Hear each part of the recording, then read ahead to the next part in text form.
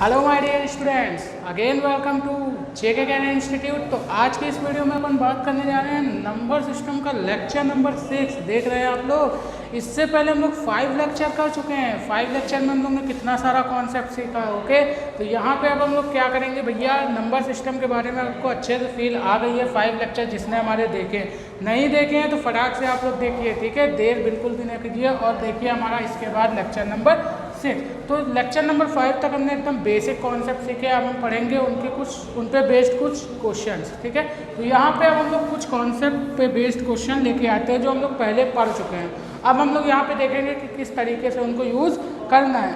First question जैसे आप लोगों को दिया हुआ है, क्वेश्चन नंबर फर्स्ट की अगर हम लोग बात करें तो फर्स्ट क्वेश्चन दिया है express each number as product of its prime number. आपको दिया है express each number,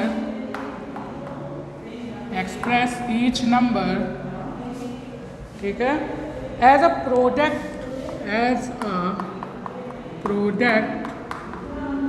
of its prime factor. ठीक है, प्राइम फैक्टर का मतलब क्या होता है। अब पहली बात, प्राइम जहाँ पे वर्ड आया उसका मतलब क्या होगा। जैसे ही प्राइम वर्ड आया ना, हम लोग जानते हैं प्राइम नंबर्स क्या होते हैं। प्राइम नंबर्स ऐसे नंबर्स होते हैं जिनके केवल दो फैक्टर, वन या तो मतलब कि वन या तो वो कोई खुद नंबर है, टू की बात करें तो वन या तो टू, ठीक है, यानी कि दो ही फैक्टर हो, कोई तीसरा फैक्टर ना हो, उनको प्राइम नंबर। तो जो प्राइम नंबर होते हैं ना, उनके जो फैक्टर होते हैं उनको बोलते हैं प्राइम फैक्टर। ठीक है, ये चीज़ समझ में आ गई ना आपको। तो आपको कुछ नंबर्स दिए हुए हैं, उनका प्रोडक्ट, ठीक है, उनका आपको क्या लिखना है, प्रोडक्ट लिखना है। किसके फॉर्म में, प्राइम फैक्टर के फॉर्म में। तो आपको ये जो नंबर दिए हुए हैं वो सब क्या दिए हुए हैं मैं बता रहा हूँ। ये फर्स्ट जो आपको नंबर दिया हुआ है वो दिया है 140 एंड सेकंड आपको दिया हुआ है, यहाँ पर सेकंड दिया हुआ है 3825, थर्ड दिया हुआ है आपको 156, फोर्थ दिया है 5005 एंड फिफ्थ दिया है 7429। ये नंबर आपको दिए हुए इनको प्राइम फैक्टर के फॉर्म में, प्रोडक्ट के फॉर्म में लिखना है। ठीक है, प्राइम फैक्टर को प्रोडक्ट के फॉर्म में लिखना है। ये चीज़ आपको करनी है भैया इस क्वेश्चन में। तो देखिए, अगर मैं 140 की बात करूँ, 140 की, तो भैया अगर हमको इसको प्राइम फैक्टर के फॉर्म में लिखना है, यानी प्रोडक्ट के फॉर्म में, इनके प्राइम फैक्टर जो आएंगे उनको प्रोडक्ट के फॉर्म में लिखना है। तो किस तरीके से लिखेंगे, तो पहले भैया हम लोग क्या कर लेते हैं, सिंपल इनका फैक्टर तो सबको करना आता ही है ना, नहीं आता तो सीख लीजिए। देखिए, सबसे पहले हम लोग क्या करते हैं, ये जैसे मान लीजिए नंबर लिखा हुआ है तो इसको हम लोग सबसे पहले सबसे छोटे नंबर से काटने की कोशिश करते हैं। सबसे छोटा नंबर 2 हम लोग मानते हैं। तो 2 मतलब सबसे छोटा नंबर अगर हम लोग टेबल में देखें तो वो क्या होता है, 2। कहीं से भी अगर हमको किसी भी नंबर को फैक्टर फाइंड करना होता है तो हम लोग 2 से स्टार्ट करते हैं। ठीक है, अगर वो नंबर 2 से नहीं कटता तो फिर 3 से, फिर 4 से, इस तरीके से करने की कोशिश करते हैं। ठीक है, तो यहाँ पे 140 हमको दिया हुआ है, इसका फैक्टर निकालेंगे तो ये 2 से कट जाएगा कितनी बार में, 7 बार में, 0 आ जाएगा। ठीक है, अब यहाँ पे ये कितनी बार में जाएगा, अब ये कटेगा, हाँ अब भी कट जाएगा। कितनी बार में जाएगा, 2 से कट जाएगा तो 2 3 जा 6, 2 5 जा 10। ठीक है, अब ये नहीं कटेगा, अब ये कटेगा 5 से, ठीक है, 7 बार में, अब ये कट जाएगा 7 से 1 बार में। ठीक है, तो यहाँ पे हम लोग अगर देखें तो इनके जो प्राइम फैक्टर आ रहे हैं वो सब क्या आ रहे हैं, 2 × 2 × 5 × 7, यानी जो प्राइम, देखिए अब यहाँ पे जो नंबर आ रहे हैं ना, इनका फैक्टर, इस नंबर का फैक्टर निकालने पे वो सारे नंबर कैसे आ रहे हैं, प्राइम नंबर आ रहे हैं। 2 क्या है, प्राइम नंबर है, 5 क्या है, प्राइम नंबर है, 7 क्या है, प्राइम नंबर है, क्योंकि इनके 2 के अलावा और कोई फैक्टर नहीं है। ये या तो अपने से कटेंगे या तो 1 से कटेंगे। ठीक, तो यहाँ पे इनको क्या लिखना था, प्रोडक्ट के फॉर्म में लिखना था। तो ये हो गया हमारा आंसर, ये हो गए इनके prime factor in the form of product. ठीक है, समझ में आ गई ना बात। तो इस तरीके से हम किसी भी नंबर के प्राइम फैक्टर को प्रोडक्ट के फॉर्म में लिख सकते हैं। तो ये बात आपको समझ में आ गई। नेक्स्ट ऐसे देखते हैं हमको कौन सा दिया हुआ है। नेक्स्ट सेकंड जो हमको दिया हुआ है वो दिया है 3825। ठीक है, 3825 के प्राइम फैक्टर को हमको लिखना है किसके फॉर्म में, किसके फॉर्म में लिखना है, प्रोडक्ट के फॉर्म में लिखना है। तो यहाँ पे हम लोग क्या करेंगे, अब यहाँ पे देखेंगे ये नंबर किससे कट रहा है, 2 से काटने की कोशिश करेंगे, कटेगा, नहीं कटेगा। 5 से देखिए इसके लास्ट में हम लोग देखते हैं कौन सा नंबर है, तो लास्ट में देखेंगे ये 5 है, तो 5 अगर है तो ये कट जाएगा। अगर 3 से काटने की कोशिश करेंगे तो क्या ये कटेगा, चेक कर लेते हैं। चेक करने के लिए हम लोग क्या करेंगे, अगर जो नंबर आपको दिया हुआ है अगर उस नंबर का सम 3 से डिविजिबल है तो वो नंबर भी 3 से डिविजिबल होगा। बात समझ में, डिविजिबिलिटी ऑफ 3 आप लोग ध्यान रखिए। अगर कोई नंबर का सम 3 से डिवाइड हो जाता है तो वो नंबर भी 3 से डिवाइड हो जाएगा। ओके, तो यहाँ पे आप देखिए 5, 2, 7, ठीक है, 8, 15 और 3, 18। क्या ये 3 से डिविजिबल है, क्या ये 3 से डिविजिबल है? अगर यहाँ पे देखिए 5 + 2 7 हो गया, ठीक है, और ये कितना हो गया 15, और यहाँ पे हो जाएगा ये 3, 18। तो ये क्या हो जाएगा 318, यानी कि 3 से डिविजिबल है। तो यहाँ पे ये क्या होगा, ये नंबर भी 3 से डिविजिबल होगा। तो 3 से काटेंगे, 3 × 1 = 3, यहाँ पे कितनी बार में जाएगा 3 × 2 = 6, यहाँ से कितनी बार में जाएगा, ठीक है, यहाँ से जाएगा 3 × 7 = 21, और यहाँ से चला जाएगा 3 × 5 = 15। क्या अब ये जाएगा, चलिए देख लेते हैं। 7, 5, 12 और 2 14, 1, 15। अब भी ये 3 से कट जाएगा, यानी कितनी बार में जाएगा 3 × 4 = 12, ठीक है, 3 × 9 = 6 और 3 × 5 = 15। क्या अब कटेगा, 5, 2, 7, 4, 11। अब नहीं कटेगा। अब मैं इसको किससे काटूंगा, 5 से काटूंगा। तो कितनी बार में जाएगा 5 × 40, 5 × 25, फिर 5 से जाएगा 5, फिर से कितनी बार में जाएगा 5 × 5 और 5 × 5, 3 गया, 5 × 7 = 35।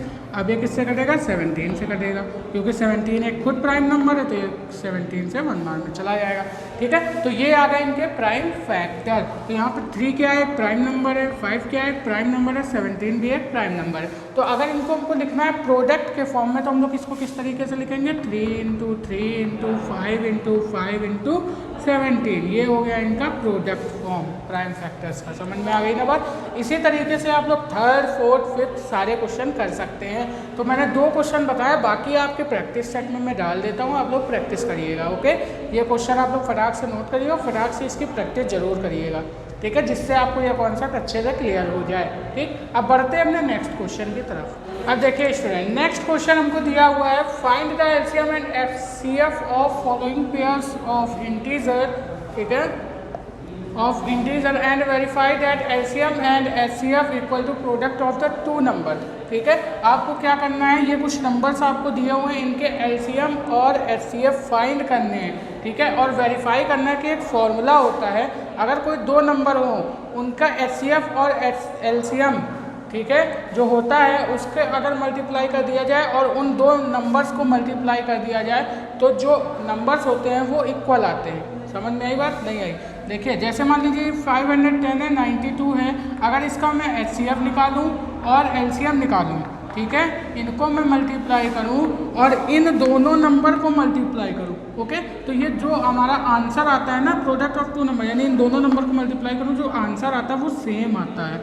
बात समझ में? तो यही चीज़ हमको वेरीफाई करना है इन क्वेश्चंस के माध्यम से। ठीक है, तो यहाँ पे देखिए कैसे हम लोग करेंगे इस क्वेश्चन को वेरीफाई। तो सबसे पहले हमको क्या करना है, एलसीएम एंड एचसीएफ निकालना है। तो 510 के सबसे पहले हम लोग क्या कर लेंगे, फैक्टर कर लेंगे, क्योंकि एलसीएम और एचसीएफ निकालने के लिए फैक्टर जरूरी है। तो हम लोग क्या करेंगे, यहाँ पे फैक्टर करेंगे 510 का एंड 92 का।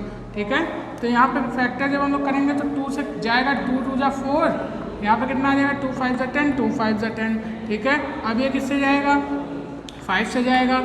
ठीक है, 50 × 25, 5 × 1 = 5। अब ये किससे जाएगा भैया, जल्दी बताइए, 51 किसी से कटेगा, बताइए जल्दी से। देखिए 5, हाँ देखिए 50 × 25, 5 × 1 = 5। ठीक है, अब देखिए 51 किसके टेबल में आता है, 17 के टेबल में आता है, 3 बार में जाएगा। ठीक है, उसके बाद क्या आ जाएगा, 3 × 1 = 3 हो जाएगा। समझ में आ गई ना बात, समझ में आई इतनी? तो ये इसके जो फैक्टर्स हो गए वो कितने हो गए, 2 × 5 × 17 × 3। ठीक है, ये हो गए इनके फैक्टर। अब इसका फैक्टर भी निकाल लेते हैं। तो 2 × 4 = 8, 2 × 6 = 12, 2 × 2 = 4, 2 × 3 = 6। ठीक है, अब 23 क्या है, खुद एक प्राइम नंबर है, तो ये किससे कटेगा, केवल और केवल 23 से ही कटेगा। तो जो 92 के फैक्टर आ गए वो कितने आ गए, 2 × 2 × 20, सॉरी यहाँ पे लिख देता हूँ ऊपर थोड़ा सा, यानी ये हो गए तुम्हारे 510 के फैक्टर और ये हो गए तुम्हारे 92 के फैक्टर, 2 × 2 × 23, ये हो गया ना। ये बात आपको समझ में आ गई, ये हो गए इसके फैक्टर। अब हम लोग बात कर लेते हैं इन दोनों नंबर के एलसीएम की। तो एलसीएम देखिए हम लोग किस तरीके से फाइंड करते हैं। एलसीएम जब हम लोग फाइंड करते हैं तो एलसीएम देखते हैं दोनों नंबर के फैक्टर में कौन सा नंबर कॉमन है। तो दोनों नंबर के फैक्टर में कौन सा नंबर कॉमन है उसको केवल एक बार लिखेंगे, बाकी जो बचा नंबर है उन सारे नंबर को एक साथ लिख देंगे। ठीक, तो यहाँ पे हम लोग देखते हैं कि यहाँ पे भी 2 है, यहाँ पे भी 2 है, और कहीं पे यहाँ पे 2 दिख रहा है तुमको, या फिर यहाँ पे कहीं 3 या 17, 5 कोई कॉमन नंबर दिख रहा है, नहीं दिख रहा है। तो यहाँ पे केवल 2 कॉमन है, तो 2 को केवल एक बार लिख दिया। इन दोनों में एक ही बार, तो 2 कॉमन है तो इनको एक बार लिख दिया। अब ये बचा 2 और 23, इसको इस तरीके से मल्टीप्लाई में लिख दिया। ठीक है, और उसके बाद यहाँ पे क्या लिखेंगे, इंटू 5 इंटू 17 इंटू 3। ठीक है, इसको आप लोग मल्टीप्लाई कर लीजिएगा, जो आएगा वही आपका एलसीएम हो जाएगा। तो मैं डायरेक्ट इसका आंसर लिखता हूँ, आप लोग जल्दी से मल्टीप्लाई करके बताइएगा। ठीक है, इसका जो आंसर आता है वो आता है 23,460, ये आ जाता है इसका एलसीएम। ठीक है, फटाक से सॉल्व करके, ठीक, ये आ जाता है इसका एलसीएम। अगर हम एचसीएफ की बात कर लें तो एचसीएफ क्या होता है, हाई कॉमन फैक्टर। ठीक है, एचसीएफ क्या होता है, हाई कॉमन, मतलब कि हाई कॉमन फैक्टर। एचसीएफ जब हम लोग फाइंड करते हैं तो एचसीएफ देखिए कैसे फाइंड करते हैं। एचसीएफ में हम लोग देखते हैं इन दोनों नंबर में से कौन कॉमन है, उसके बाद उसकी हाईएस्ट पावर देख लेते हैं, यानी हाईएस्ट वैल्यू देख लेते हैं। ठीक है, तो यहाँ पे देखेंगे कौन कॉमन है, 2 ही कॉमन है और 2 ही सबसे हाईएस्ट है। तो यहाँ पे हम लोग क्या करेंगे, जो इसका एचसीएफ आएगा वो ओनली ऑन 2 आएगा, केवल और केवल 2 आएगा। ठीक है, अब यहाँ से हमसे क्या बोल रहा है, एलसीएम और एचसीएफ तो हमने इसका निकाल लिया। अब हमसे क्या बोला, ये वाला फॉर्मूला वेरीफाई करने के लिए कि LCF into HCF equal to product of 2 number होता है। ठीक है, ये चीज़ हमसे बोल रहा है, तो हम लोग क्या करेंगे भैया, इसके एलसीएम को मल्टीप्लाई करो इंटू 23,460। दिख रहा है ना आप लोगों को कि ऊपर लिख दो, चलिए ऊपर लिख देता हूँ। यहाँ पे एलसीएम इंटू एचसीएफ जब आप लोग करेंगे तो एलसीएम कितना है, एलसीएम है 2 इंटू एचसीएफ, सॉरी एचसीएफ है इसका 2 इंटू एलसीएम कितना है 23,460 इंटू 2 जब आप लोग करोगे और इन दोनों नंबर का मल्टीप्लाई करोगे 510 इंटू 92, तो जो आंसर आता है ना भाई लोग वो कितना आएगा, देखिए 200, 2 6 जा 12, ठीक है, और 1 कैरी आ गया, 2 4 जा 8, 1 9, 2 3 जा 6, 2 2 जा 4 इक्वल टू, जब इन दोनों को भी सॉल्व करोगे ना तो जो आंसर आएगा वो यही आएगा। इस तरीके से ये वेरीफाई हो जाता है। ओके, तो ये फॉर्मूला वेरीफाई हो गया। अब नेक्स्ट क्वेश्चन जो सेकंड एंड थर्ड पार्ट है वो मैं आपके ऊपर डालता हूँ। ठीक है, आप लोग इसको सॉल्व कीजिएगा। देखिए हर कॉन्सेप्ट में मैं एक सवाल बताऊंगा, बाकी के जो सवाल होंगे वो आप लोग करेंगे। ठीक है, जिससे आप लोगों की प्रैक्टिस हो जाए। ठीक, चलिए अब हम लोग बात करते हैं नेक्स्ट क्वेश्चन के बारे में। आपको नोट करना भैया, वीडियो को पॉज करो, फटाक से नोट करो। ठीक है, नेक्स्ट क्वेश्चन देखिए क्या बोल रहा है। नेक्स्ट क्वेश्चन बोला find the LCM and HCF of following integer by applying prime factorisation method. ठीक है, आपसे बोल रहा है find LCM and HCF of following number using prime factorisation method. ठीक है, ये आपसे बोल रहा है और आपको ये जो क्वेश्चन दिए हुए हैं कौन कौन से दिए हुए हैं, ठीक है, दिया हुआ है 12, 15 एंड 21। ठीक है, नेक्स्ट आपको दिया हुआ है 17, 23, एंड 29। ठीक है, एंड थर्ड आपको दिया हुआ है, थर्ड जो आपको दिया हुआ है वो दिया हुआ है 8, 9, 25। ठीक है, आपको क्या करना है, इनका प्राइम फैक्टर का यूज़ करके इनके एलसीएम और एचसीएफ निकालने हैं। तो देखिए कैसे करेंगे इसको सॉल्व। ओके, चलिए देखते हैं।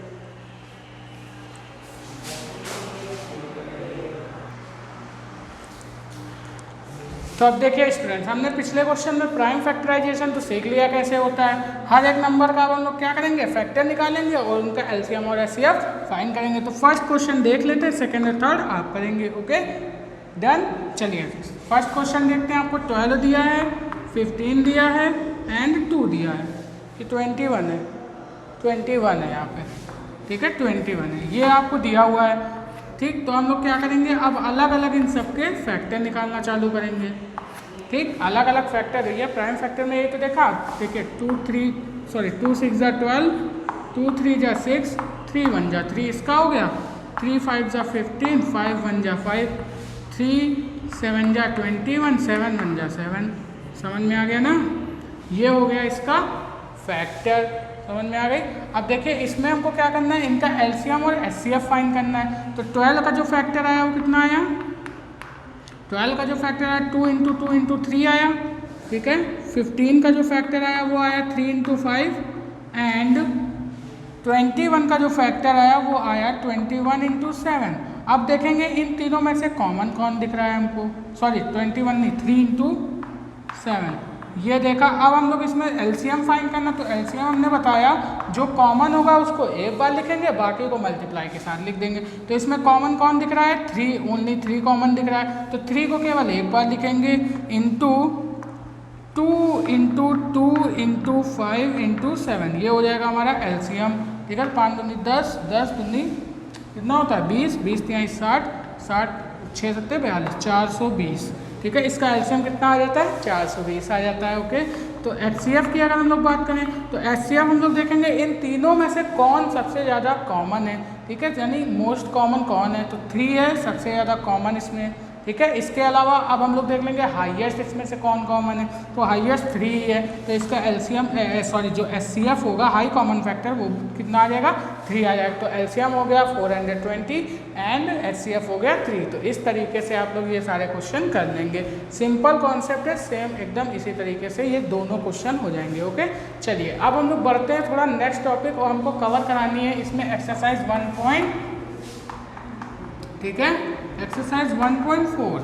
तो भैया देख लेते हैं थोड़ा सा नंबर लाइन का कॉन्सेप्ट, क्योंकि नंबर लाइन का कॉन्सेप्ट एक्सरसाइज 1.4 में यूज हुआ है, तो हम लोग देख लेते हैं भैया उसका क्या कॉन्सेप्ट है। ठीक है, तो आप लोग इसको फटाक से नोट करिए। चलिए तो भैया अब हम लोग पढ़ लेंगे एक्सरसाइज 1.4 के हिसाब से नंबर लाइन का कॉन्सेप्ट। तो नंबर लाइन का कॉन्सेप्ट हमने पिछली वीडियो में अपना थोड़ा सा बात किया था, अब यहाँ पर पढ़ लेते हैं थोड़ा सा डिटेल में। क्या होती है नंबर लाइन।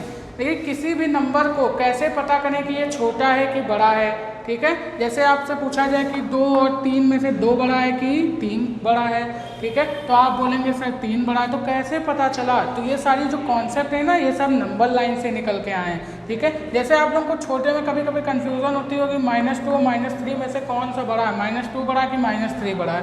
तो ये सारी चीज़ें आप लोग जानते हैं, -2 बड़ा है। तो ये कैसे आया, ये सारे जो कॉन्सेप्ट आए ना, ये सारे कॉन्सेप्ट नंबर लाइन से ही लिए गए हैं। जैसे आपसे बोल दिया जाता था 2 -2 -3 करते हैं तो -5 आता है, +2 है -3 करते हैं तो -1 आता है। यहाँ पे एक चीज़ और सिखाई गई होगी कि जो हमेशा जब हम लोग करते हैं सब्ट्रैक्ट, तो जिसमें जो बड़ा साइन होता है, जो बड़ा नंबर होता है उसका साइन लिया जाता है। तो ऐसा क्यों किया जाता है, ये सारा कॉन्सेप्ट नंबर लाइन में ही हम लोग जानेंगे। ठीक है, नंबर लाइन से ही ये सारे कॉन्सेप्ट आए हैं। ठीक, तो नंबर लाइन आखिर होती क्या है, क्या होती है लाइन। ठीक है, नंबर लाइन, तो नंबर लाइन एक ऐसी लाइन जिसमें हम लोग दुनिया भर के कोई भी नंबर, जितने भी नंबर हो उनको रिप्रेजेंट कर सकें, वो होती है नंबर लाइन। ठीक है, ठीक है, नंबर लाइन ऐसी लाइन होती है जिसमें हम लोग कई सारे नंबर को रिप्रेजेंट कर पाते हैं। ठीक है, तो जैसे 0 1 2 3 4 5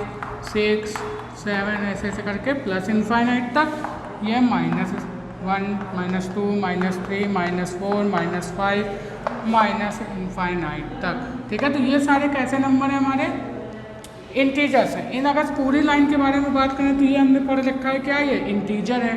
ठीक है, अगर इतने के बारे में बात करें तो ये क्या है, हमारा नेचुरल नंबर है।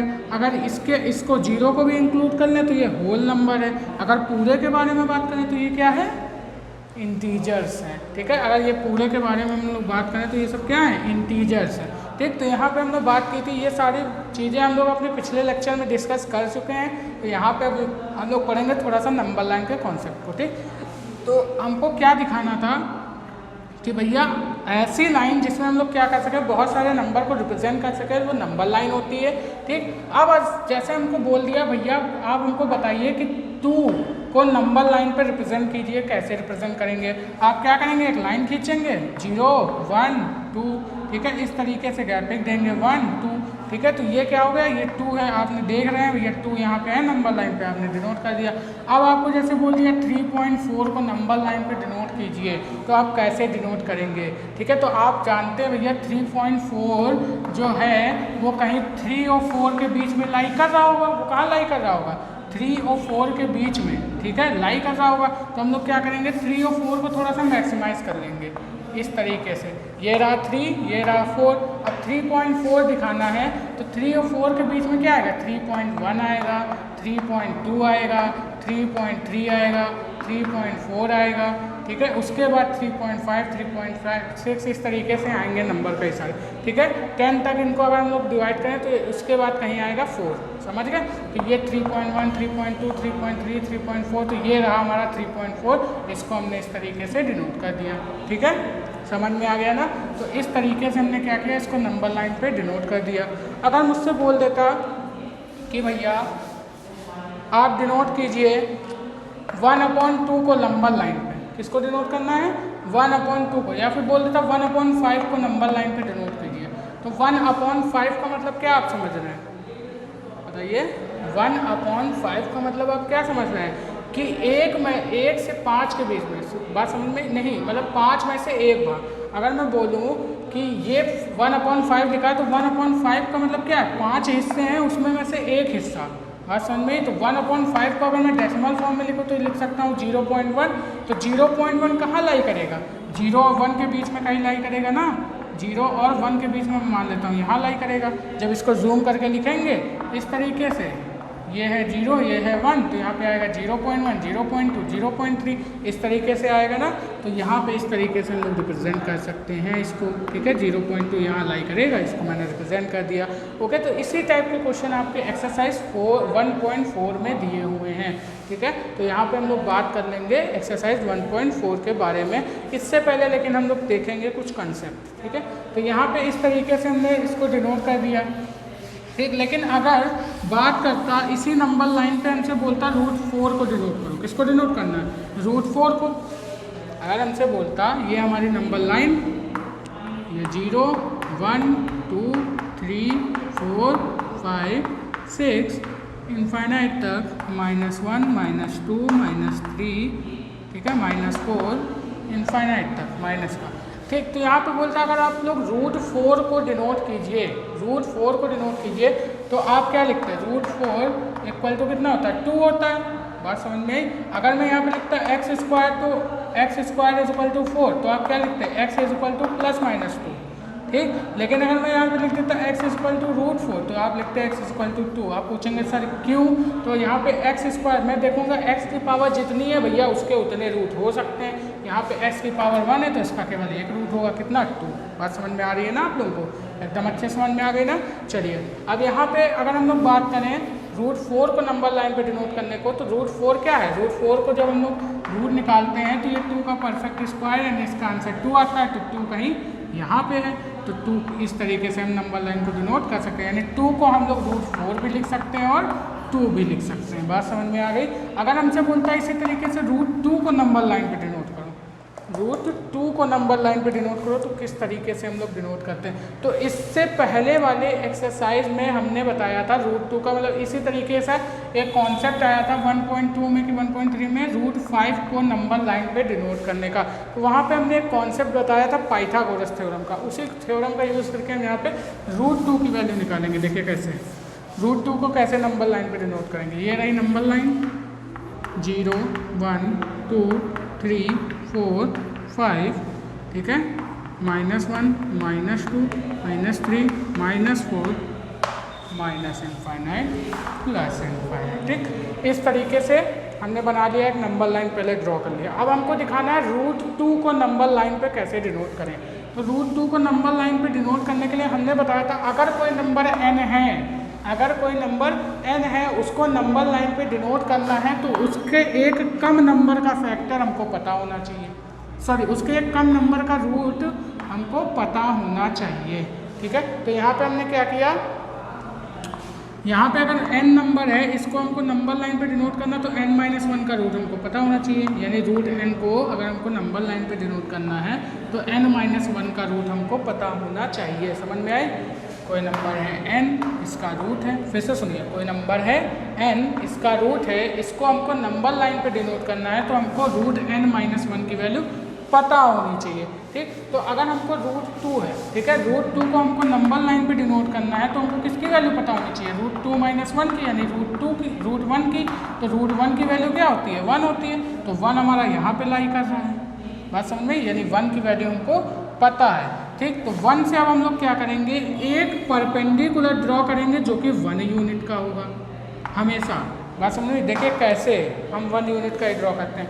अगर मान लीजिए हमारे पास कोई राइट एंगल ट्रायंगल है, राइट एंगल ट्रायंगल जानते हैं जिसका एक एंगल 90 डिग्री, तो अगर हमको यहाँ पे डिनोट करना है रूट m की वैल्यू, अगर ये वैल्यू 1 यूनिट है तो ये हमारा m-1 होना चाहिए। समझ में आ रही है बात, ये हमारा क्या होना चाहिए, m-1 होना चाहिए। देखिए कैसे, अगर मान लीजिए यहाँ पे हमको रूट 2 को डिनोट करना है ना, रूट 2 को डिनोट करना है, ये अगर 1 है तो यहाँ पे ये कितना होना चाहिए, रूट 1 होना चाहिए, यानी इसकी वैल्यू अगर 1 होगी तो पाइथागोरस थ्योरम से क्या होता है, perpendicular square plus base square is equal to hypotenuse square. तो यहाँ पे परपेंडिकुलर की वैल्यू कितनी है 1 प्लस बेस की वैल्यू 1 इक्वल टू हाइपोटेन्यूज का स्क्वायर, तो यहाँ पे हो जाएगा 1 + 1 2, यानी हाइपोटेन्यूज की जो वैल्यू आएगी वो आएगी रूट 2।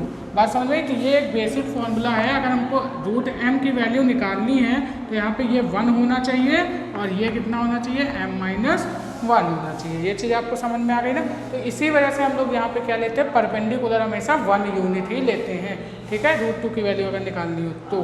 और यहाँ पे इसकी बेस की जो वैल्यू है वो कितनी है, m-1 है कि नहीं, हमको वैल्यू निकालनी है रूट 2 की, तो हम लोग ने क्या लिया है, 1 यूनिट ही तो लिया है, हमने क्या लिया है, रूट 1 की तो वैल्यू लिया है, यानी रूट 2 था तो रूट 2 में -1 कर दो तो m-1 करेंगे तो कितना बचेगा 1, यानी 1 यूनिट ही तो लिया है। तो ये लेंथ बेस भी 1 यूनिट है, हमने परपेंडिकुलर भी 1 यूनिट लिया है।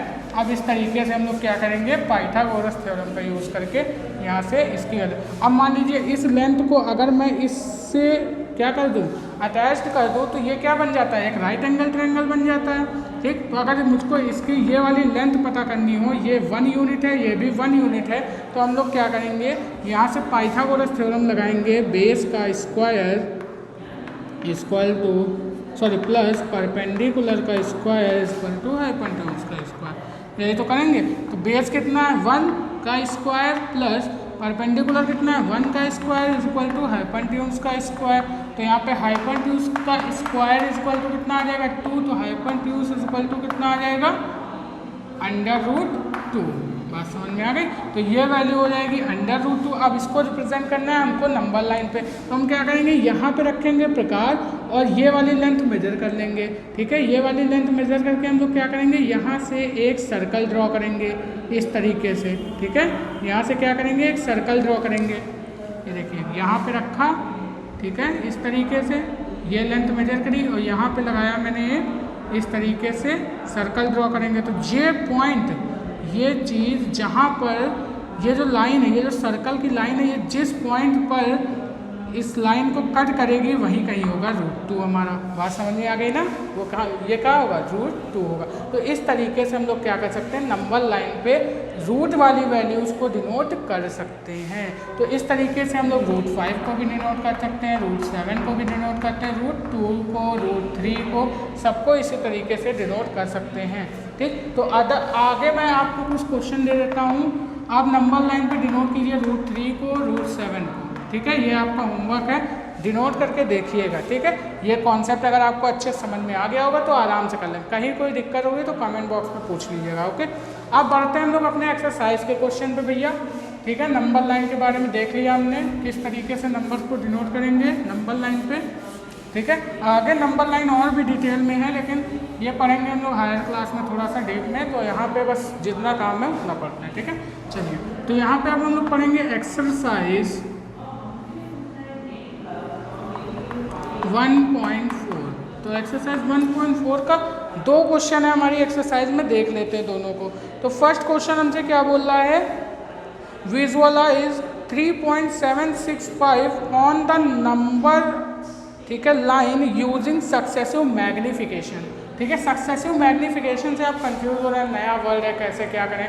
तो सक्सेसिव मैग्निफिकेशन का मतलब है उसको मैक्सिमाइज करके, जो नंबर लाइन है उसको मैक्सिमाइज करके आपको 3.765 को नंबर लाइन पे डिनोट करना। हम लोग क्या करेंगे, इस तरीके से नंबर लाइन ड्रॉ करेंगे। यहाँ पे थोड़ा सा बड़ा कर दें क्या इसको। चलिए पूरा क्वेश्चन करना है तो मैं थोड़ा सा यहाँ पे रफ कर देता हूँ इसको, ठीक है, इस तरीके से। चलिए हम यहाँ पे देखिए, मैं ड्रॉ करता हूँ एक नंबर लाइन इस तरीके से, 0 1 2 3 4।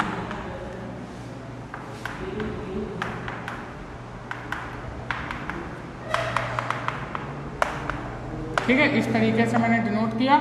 अब मैं क्या करूँ, मुझको कौन सा नंबर डिनोट करना है, 3.765। ठीक है, इसको हमको डिनोट करना है नंबर लाइन पे बाय यूजिंग सक्सेसिव मैग्निफिकेशन, यानी कि इसको अब मैं बात करूँगा 3.765, तो 3.765 लाई करेगा किसके बीच में, 3 और 4 के बीच में तो लाई करेगा, क्योंकि 3.765 यानी ये वैल्यू 3 से बड़ी है, 3 से बड़ी है लेकिन 4 से छोटी है। 4 नहीं आ रहा है इसमें। ठीक है, ये क्या है, 4 से छोटी है, यानी ये वैल्यू 3 और 4 के बीच में लाई करेगी भैया। तो हम लोग क्या करेंगे, 3 और 4 को मैक्सिमाइज कर लेंगे थोड़ा सा इस तरीके से। ये हो गया 3, ये हो गया 4। अब इसके बीच में क्या आएगा, 3.1 आएगा, 3.2 आएगा, 3.3 आएगा, 3.4 आएगा, 3.5 आएगा, 3.6 आएगा। ठीक है, इसी तरीके से 3.7 आएगा, 3.8 आएगा, 3.9 आएगा। ठीक है, और यहाँ पे आ जाएगा इसके बाद यहाँ पे 4। ठीक, यहाँ कितना आ जाएगा, 4 आ जाएगा। ठीक, इस तरीके से आ जाएगा। तो भैया 3.7 हमको कहाँ दिख रहा है, यहाँ दिख रहा है। ठीक है, तो ये कहाँ से बीच में लाई करेगा, इस तरीके से। तो इसको ऐसे क्या कर देंगे, अटैच कर देंगे। 3 और 4 को मैक्सिमाइज किया हमने। अब भैया 3.7 के बाद क्या दिख रहा है, 6 दिख रहा है। तो 3.7 तो यहाँ पे है। अब मैं क्या करूँगा, 3.7 और 3.6 दिख रहा है ना, तो ये किसके बीच में लाई करेगा, 3.7 और 3.8 के बीच में लाई करेगा। तो मैं 3.7 और 3.8 को मैक्सिमाइज कर लूँगा इस तरीके से। तो ये हो गया 3.7, ये हो गया 3.8। अब इसके बीच में क्या आएगा, 3.71, 3.72, 3.73, 3.74, 3.75, 3.76, 3.77, 3.78, 3.79। ठीक है, और यहाँ पे आ जाएगा ये इस तरीके से 3.8। ठीक, इस तरीके से हो जाएगा हमारा। तो यहाँ पे आप देखिए क्या करेंगे, यहाँ पे आप देखिए 3.76 कहाँ पे, यहाँ पर है। ठीक है, 3.76 कहाँ पे, यहाँ पे। तो इसको मैंने यहाँ पे ऐसे डिनोट कर दिया। अब ये इसको मैंने क्या किया, इस तरीके से मैक्सिमाइज किया था, तो इसको इस तरीके से ऐसे ज्वाइन कर देंगे। ओके, इस तरीके से ऐसे, इस तरीके से। ठीक है, अब इसको क्या करेंगे, इस तरीके से ज्वाइन कर देंगे। समझ में आ रही ना बात। अब मैं क्या करूँगा, अब मुझे 5 को डिनोट करना है, यानी 6 5। तो मैं क्या करूँगा, 6 5 यानी 6 5 इन दोनों के बीच में आएगा। अब मैं क्या करूँगा, इन दोनों को मैक्सिमाइज कर दूँगा। ठीक है, यहाँ पे खींच दूँगा एक नंबर लाइन इस तरीके से। यहाँ पे आ जाएगा 3.676। ठीक है, और यहाँ पे आ जाएगा 3.77। अब 3.76 के बाद क्या हम लोग लिख सकते हैं, 3.761, 3.762, 3.763, 3.764, 3.765, 3.767, सॉरी 6। इस तरीके से आगे बढ़ता हुआ जाएगा 3.7 3.77 तक। तो यहाँ पे हमको डिनोट किसको करना था 3.765 को, तो 3.765 कहीं पे यहाँ पे आ रहा है तो इसको हम लोग कर देंगे मार्क। इस तरीके से हम लोग क्या करेंगे भैया नंबर लाइन पे इस तरीके से सक्सेसिव मैग्नीफिकेशन का यूज़ करके हम लोग इसको डिनोट कर देंगे। तो ये रहा हमारा पहला क्वेश्चन और उसका ये रहा आंसर। बात समझ में आ गई ना, इस तरीके से इसको नंबर लाइन पे डिनोट करना है। ठीक, अब देख लेते हैं नेक्स्ट क्वेश्चन। अगर आपको नोट करना है तो आप वीडियो को पॉज करके नोट करो फटाक से, ठीक है। चलिए